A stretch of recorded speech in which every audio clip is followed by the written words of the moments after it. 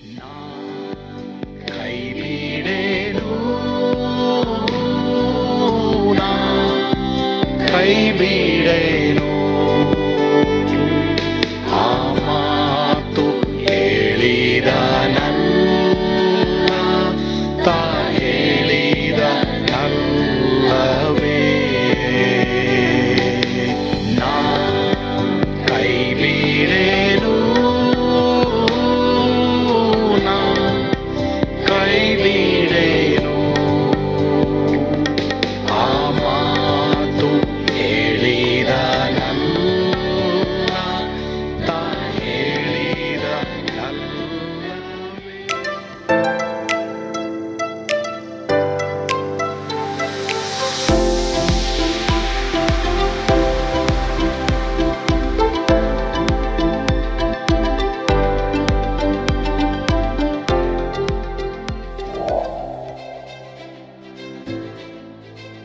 ಕರ್ನಾಟಕಕ್ಕಾಗಿ 3 ದಿನದ ಉಪವಾಸ ಪ್ರಾರ್ಥನೆ.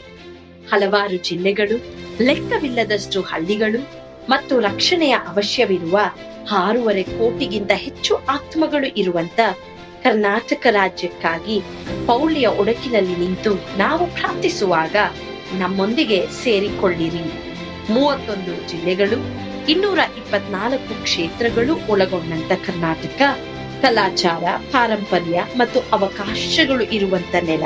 ಆದರೆ ನಮ್ಮ ವಿಜ್ಞಾಪನೆ, ಪ್ರಾರ್ಥನೆ ಅವಶ್ಯವಿರುವ ನೆಲ. ಎಸೆಕಿಯೇಲ 22:30 ದೇವರ ವಾಕ್ಯವು ಹೇಳುವ ಪ್ರಕಾರ, ಪೌಳಿಯ ಹುಡುಕಿನಲ್ಲಿ ನಿಲ್ಲುವಂತ ಒಬ್ಬನನ್ನು ನಾನು ಹುಡುಕಿದೆನು. ಈ ದಿನ ಆ ಕರೆಗೆ ನಾವು ಕಿವಿಗೊಟ್ಟಿದ್ದೇವೆ. ಏಪ್ರಿಲ್ 14, 15, 16ರಂದು ಹೃದಯಪೂರ್ವಕ ಪ್ರಾರ್ಥನೆಗಳು, ಆರಾಧನೆಗಳು, ದೇವರ ವಾಕ್ಯದಲ್ಲಿ ಬೇರೂರಿರುವ ಬಲವಾದ ದೇವರ ಸಂದೇಶಗಳ ಮೂಲಕ ಯೇಸುವಿನ ಪ್ರೀತಿಯಿಂದ ಕರ್ನಾಟಕ ಬದಲಾಗುವುದನ್ನು ಕಾಣೋಣ. ಹೆಚ್ಚಿನ ಮಾಹಿತಿಗಾಗಿ ಸಂಪರ್ಕಿಸಿ 9686444722, 9742088223, 9686236323. ಸ್ಥಳ victory children home, Sasalu, Doddaballapura taluk, Bengaluru ಗ್ರಾಮಾಂತರ. ಯೇಸು ಕೈಬಿಡನು ದೈನಂದಿನ ಸತ್ಯವೇದ ಅಧ್ಯಯನಕ್ಕೆ ನಿಮ್ಮೆಲ್ಲರನ್ನು ಆಹ್ವಾನ ಮಾಡ್ತೇನೆ. ಇಂದು ನಾವು ವಿಮೋಚನ ಕಾಂಡ 5:19-21 ಲೆಕ್ಕ ಕಡಿಮೆಯಾಗಬಾರದೆಂದು ಹೇಳಿದನು. ಈಗ ಓದ್ಕೊಳ್ಳೋಣ ವಾಕ್ಯ. ದಿನ ಒಪ್ಪಿಸಬೇಕಾದ ಇಟ್ಟಿಗೆಗಳ ಲೆಕ್ಕ ಕಡಿಮೆಯಾಗಬಾರದೆಂದು ಅಪ್ಪಣೆಯಾದುದರಿಂದ ಇಸ್ರಾಯೇಲ್ ಮೇಸ್ತ್ರಿಗಳು ತಮಗೆ ದುರವಸ್ಥೆ ಉಂಟಾಯಿತು ಎಂದು ತಿಳಿದುಕೊಂಡರು. ಅವರು ಫರೋಹನ ಬಳಿಯಿಂದ ಬಂದಾಗ ತಮ್ಮನ್ನು ಎದುರುಗೊಳ್ಳುವುದಕ್ಕೆ ನಿಂತಿದ್ದ ಮೋಶೆ ಆರೋನರನ್ನು ಕಲೆತು ಅವರಿಗೆ, ಫರೋಹನು ಅವನ ಸೇವಕರು ನಮ್ಮನ್ನ ನೋಡಿ ಹೇಸಿಕೊಳ್ಳುವಂತೆ ನೀವು ಮಾಡಿದಿರಿ. ನಮ್ಮನ್ನು ಸಂಹಾರ ಮಾಡುವುದಕ್ಕೆ ಅವರ ಕೈಗೆ ಕತ್ತಿಯನ್ನು ಕೊಟ್ಟ ಹಾಗಾಯಿತು. ಯೆಹೋವನು ನಿಮ್ಮ ತಪ್ಪನ್ನು ವಿಚಾರಿಸಿ ತಕ್ಕ ಶಿಕ್ಷೆಯನ್ನು ವಿಧಿಸಲಿ ಎಂದು ಹೇಳಿದನು. ಈಗ ಈ ಹಿರಿಯರು ಫರೋಹನ ಬಳಿಗೆ ಹೋಗ್ತಾರೆ, ಎಲ್ಲ ಕಂಪ್ಲೇಂಟ್ ಹೇಳ್ತಾರೆ, ಯಾವುದು ನಡೀಲಿಲ್ಲ. ಈಗ ವಾಪಸ್ ಅವರು ಬರ್ಬೇಕಾದ್ರೆ ಮೋಶೆ ಆರೋನ ನಿಂತಿರ್ತಾರೆ. ಅವ್ರ ಮೇಲೆ ತಪ್ಪೋರಿಸಿ ದೇವರು ನಿಮಗೆ ತಕ್ಕ ಶಿಕ್ಷೆಯನ್ನು ವಿಧಿಸಲಿ, ನೀವೇ ಇದಕ್ಕೆಲ್ಲ ಕಾರಣ ಎಂಬುದಾಗಿ ಹೇಳ್ತಾರೆ. ಆದ್ರೆ ಅವರಿಗೆ ದೇವರ ಉದ್ದೇಶ ಗೊತ್ತಿಲ್ಲ. ಅದೇ ತರ ಇವತ್ತು ಎಷ್ಟೋ ಜನ ತಮ್ಮನ್ನ ದೇವರ ಬಳಿಗೆ ನಡೆಸಿದಂತ ಜನರ ಮೇಲೆ, ದೇವ ಸೇವಕರ ಮೇಲೆ ಕೋಪಗೊಳ್ತಾರೆ, ಅಥವಾ ದೇವರ ಮೇಲೆ ಕೋಪಗೊಂಡವರು ಕೆಲವು ಉಂಟು. ನಾನು ಹೀಗೆ ಇದ್ದಿದ್ರೆ ಚೆನ್ನಾಗಿತ್ತು, ಯಾಕೆ ಕ್ರೈಸ್ತನಾಗ್ಬಿಟ್ಟೆ, ಯಾಕೆ ಚರ್ಚ್ಗೆ ಹೋಗಕ್ಕೆ ನಾನು ಮುಂದೆ ಬಂದೆ, ಯಾಕೆ ಬೈಬಲ್ ಓದ್ಬೇಕು, ಪ್ರಾರ್ಥನೆ ಮಾಡ್ಬೇಕು ಎಂಬುದಾಗಿ ಹೇಳಿ ಅನೇಕರು ಇವತ್ತು ಏನ್ ಮಾಡ್ತಾ ಇದ್ದಾರೆ, ದೇವರ ಮೇಲೆ ಅಥವಾ ದೇವ ಸೇವಕರ ಮೇಲೆ ತಪ್ಪು ಹೊರಿಸ್ತಾರೆ. ಆ ರೀತಿ ಹೊರಿಸ್ಬೇಡ್ರಿ ಪ್ರಿಯರೇ. ಕಷ್ಟಗಳು ಬರುತ್ತೆ, ಯಾಕಂದ್ರೆ ನಾವು ಈ ಲೋಕದವರಲ್ಲ. ಆದ್ರಿಂದ ಕಷ್ಟಗಳು ಬಂದ್ರು ದೇವರನ್ನ ಹಿಂಬಾಲಿಸ್ರಿ, ಯಾರ ಮೇಲೂ ಗುಣಗುಟ್ಬೇಡ್ರಿ.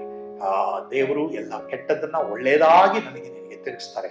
ರೋಮ 8:28 ಪ್ರಕಾರ, ಇದಲ್ಲದೆ ದೇವರ ಸಂಕಲ್ಪದ ಮೇಲೆಗೆ ಕರೆಯಲ್ಪಟ್ಟು ಆತನ ಪ್ರೀತಿಸುವ ರೈತಕ್ಕಾಗಿ ಎಲ್ಲ ಒಳ್ಳೇದಾಗುತ್ತೆ. ಮುಂದೆ ನೀವು ನೋಡ್ರಿ, ಎಲ್ಲ ಒಳ್ಳೇದಾಯ್ತು. 10 ಉಪದ್ರವ ಆದ್ಮೇಲೆ ಫರೋಹ ಬಿಟ್ಟೇ ಬಿಡ್ಬೇಕಾಯ್ತು. ಅವ್ರನ್ನ ಇಸ್ರಾಯೇಲರು ವಿಜೃಂಭಣೆಯಿಂದ ಸಾಹಸಿಗಳಾಗಿ ನಡೆದ್ರು ಎಂಬುದಾಗಿ ನಾವು ನೋಡ್ತೀವಿ. ನೀನು ಸಾಹಸದಿಂದ ನಡೀತೀಯ.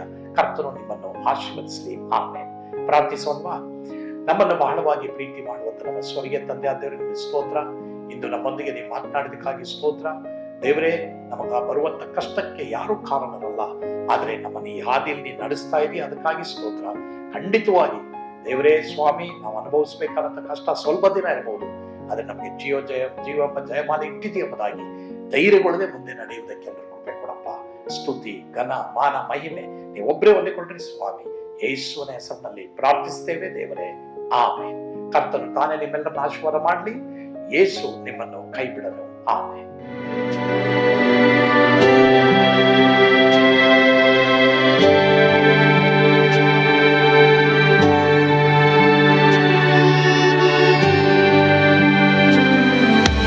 ನಾನು ಪಾತ್ರದಲ್ಲಿ ಇರುವಾಗಲೂ ನೀನು ಭಯಪಟ್ಟು ಓಡಬಾರದು. ನನ್ನ ಮಾತನಂಬಿ ಸ್ಥಿರವಾಗಿರು.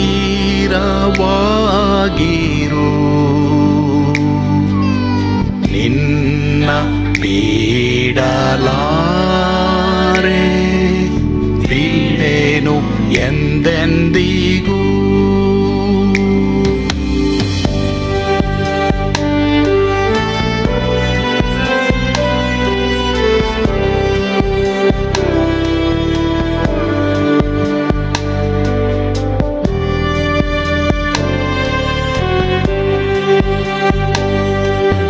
ನಾ ಕೈ ಬಿಡೆನು,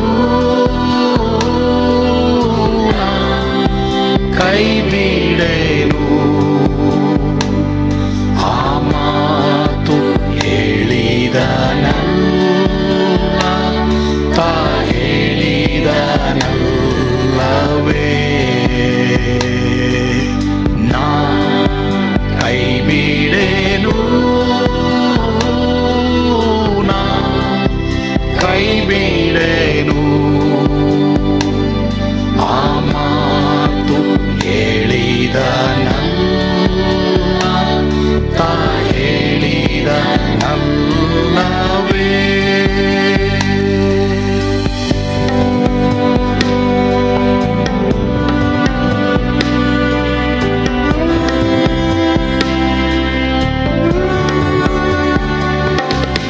ಸುತ್ತಲೂ ಹೂಗಳು ಬಾಡಿ ಹೋದರು,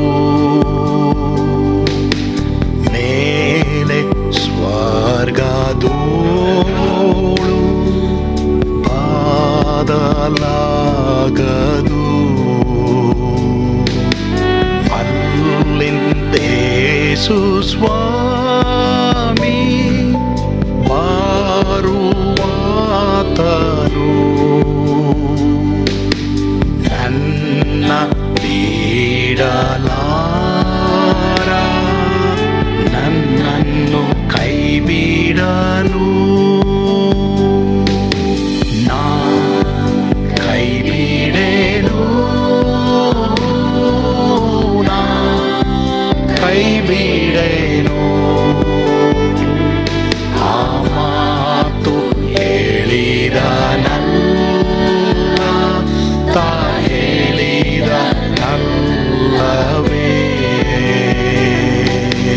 ನಾ ಕೈ ಬಿಡೆನು,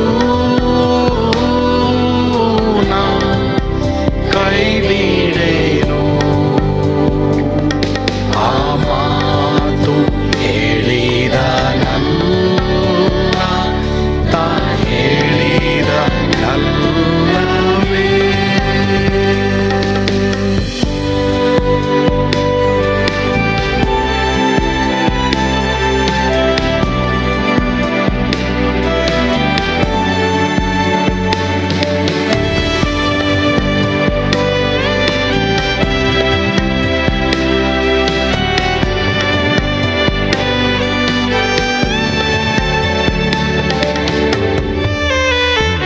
ಮುಂದೆ ಬಾವು ಕಷ್ಟ ಬಾರುತ್ತಿದ್ದರು, ಭಯ ಪಾಡಲಾರೆ, ಸ್ವಾಮಿ ಇದ್ದಾನೆ.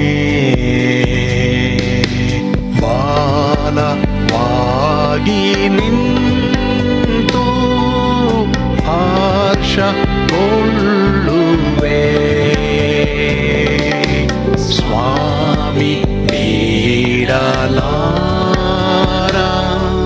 ಸ್ವಾಮಿ ನನ್ನ ಕೈ ಬಿಡನು ನಾ ಕೈ ಬಿಡೇನು ನಾ ಕೈ ಬಿಡೇನು ಆ ಮಾತು ಹೇಳಿದನಲ್ಲ ತಾ ಹೇಳಿದನಲ್ಲವೇ ನಾ ಕೈ ಬಿಡೇನು ನಾ ಕೈ ಬಿಡೇನು ಆ ಮಾತು ಹೇಳಿದನಲ್ಲ